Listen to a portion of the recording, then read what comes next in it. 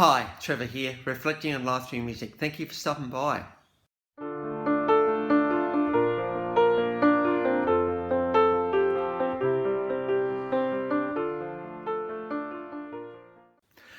Well, coming again today, you're very welcome. I trust you enjoyed my last video on probably Australia's best tenor, David Hobson. And of course, we looked at, particularly when he sings the Holy City at the Melbourne Carols each year, the world just seems to pause and stand still. So we look at those particular moments. So I trust you found that one encouraging. Well, we're going on to the official girl of the Australian National Anthem today. She's a much loved performer in Australia.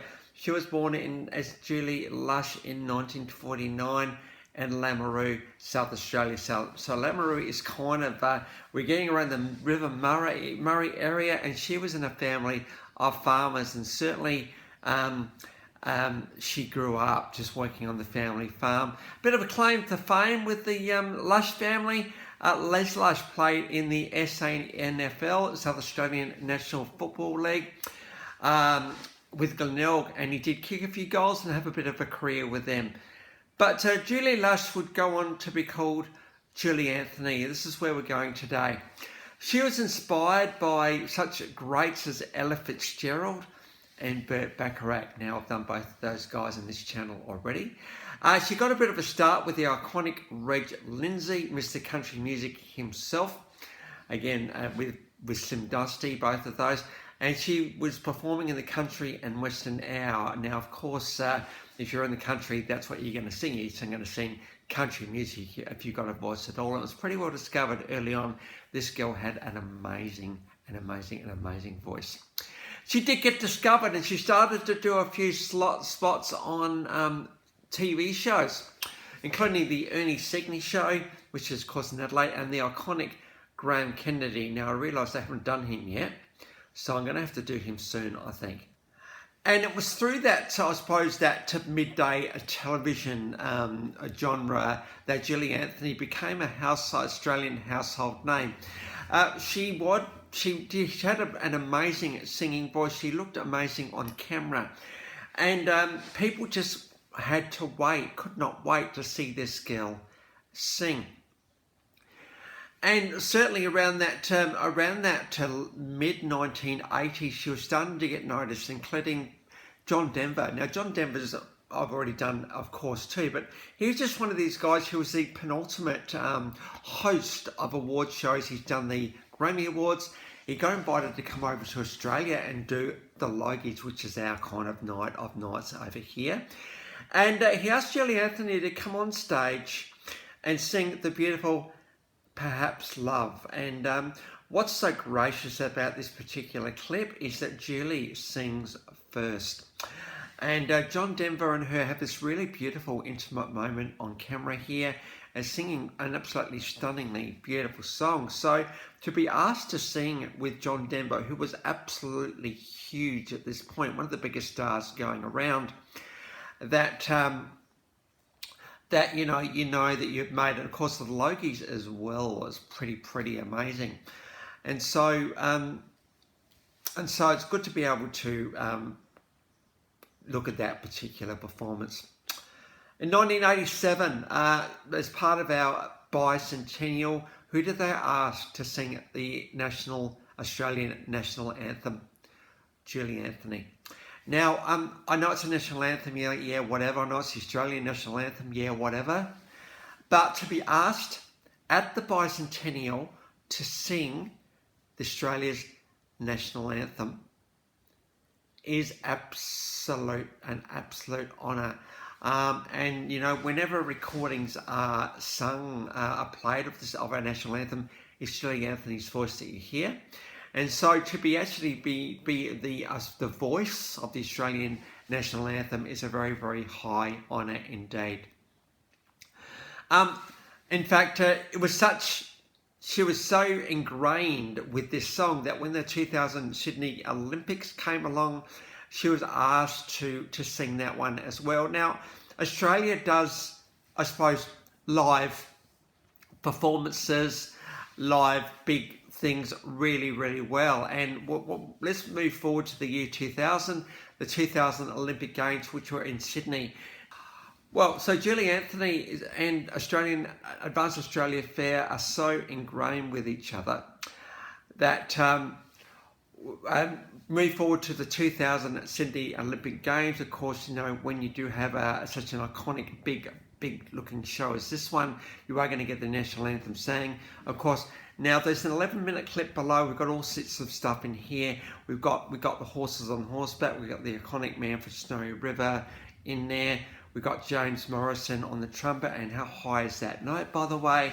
We've got Human Nature singing their beautiful 4-part harmony of Advanced Australia Fair, and then we've got Julie Anthony singing the second verse and then the first verse. This is absolutely stunning right here. This is spine-tingling, hair-raising stuff right here. And to be asked to sing our national song is such a high-stakes event as the Olympic Games. You know you've absolutely made it. And Julie Anthony absolutely wowed the world when she pulled off the Australian national anthem at the 2000 Olympic Games. So of course you're going to have that in there as well. It was around this time too that she was actually performing on stage, both in Australia and in London's West End. Such shows as The Sound of Music. You can just picture her being Maria, can't you? You really just can picture it. So she did very well on stage as well. She just had that all-round performing nous about her. In 1991, just going back to, before 1991, we had 1988. This is a pretty iconic part of her career right here. It was the World Expo in Brisbane, and the Seekers, who are considered one of the best Australian acts of all time. Now, to be part of the Seekers, and Judith Darham was the lead singer of that, she kind of had enough at this point. And who did they ask to replace her at the 1988 World Expo performance? We've got a lot of people watching here. Julie Anthony. So Julie Anthony joined the Seekers, and here we've got a live performance of their iconic The Carnival Is Over. So her voice just fits in really well. They would actually go on to record an album in 1989, Live On, and I think this is very much a tip of the hat to the Seekers just continuing on with their career with such a big loss of Judith Darham, but they did find a bit of a continuation with Julie Anthony, and she did record one album with those guys. So to be asked to be part of the Seekers is a very big deal indeed. Move forward to 1991, we've got a TV clip of How Am I Supposed to Live Without You? Such a beautiful song. Mike Willesee is introducing her here.